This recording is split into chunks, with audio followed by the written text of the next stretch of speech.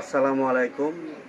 যে যেখান থেকে দেখছেন দেশ এবং প্রবাস থেকে সকলকে আমি আমার অন্তঃস্থল থেকে ধন্যবাদ জানাই এবং সকলের কাছেই আমি দোয়ার প্রার্থী। আপনারা জানেন বিগত প্রায় ১ বছর আগে আমি একটা ভিডিও দিয়েছিলাম কায়েম কাকার একটা ঘরের জন্য।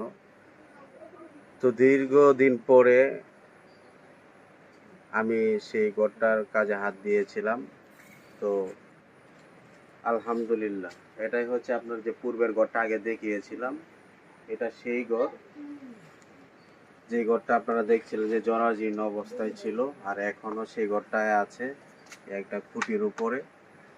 তো আপনাদের দোয়ায় আমি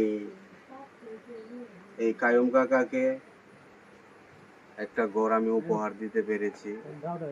সকলের কাছে আমি দোয়া চাই। আর আপনারা অবশ্যই কায়ুম কাকারে চিনেন অনেকেই। উনি হচ্ছে এই কাকা, উনি বর্তমানে অসুস্থ।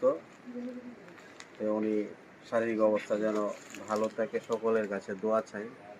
আপনারা অবশ্যই দোয়া করবেন কাকার যেন শারীরিক সুস্থ থাকে এবং কাকাকে দীর্ঘ নেক হায়াত দান করে। তো শুধু একটা কাজেই নয়, আমি এলাকাতে বিভিন্ন সময় বিভিন্ন কাজ করেছি, শুধু আপনাদের দোয়া আছে বলেই আমি এগুলি করতে পেরেছি। আমি কোনো কোটিপতি সন্তান না, আমি কোনো শিল্পপতি না।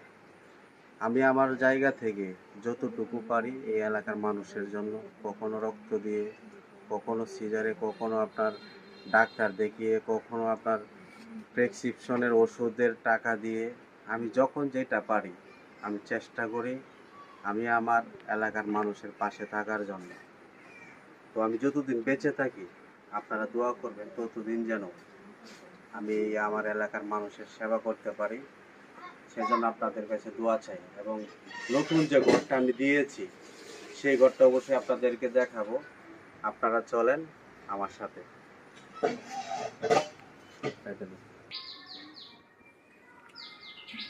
তো দর্শক, এটাই হচ্ছে সেই কাঙ্ক্ষিত ঘর, যে ঘরটি আমি আমার চাচাকে উপহার দিয়েছি।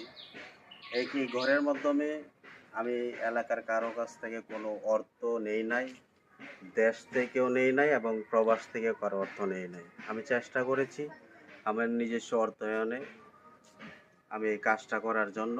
তো আমি ধন্যবাদ জানাই, আমার এক ফ্রেন্ড ছিল, ফ্রেন্ডের মাধ্যমে আমি একটা সহযোগিতা পেয়েছিলাম ছোট, এবং এটা এখন বর্তমানে আমার কাছে বিশাল। তো বন্ধু, মামা নামে বন্ধু, আসলেই অনেক হেল্প করেছে আমাকে। তো প্রবাস থেকে আমার শ্রদ্ধ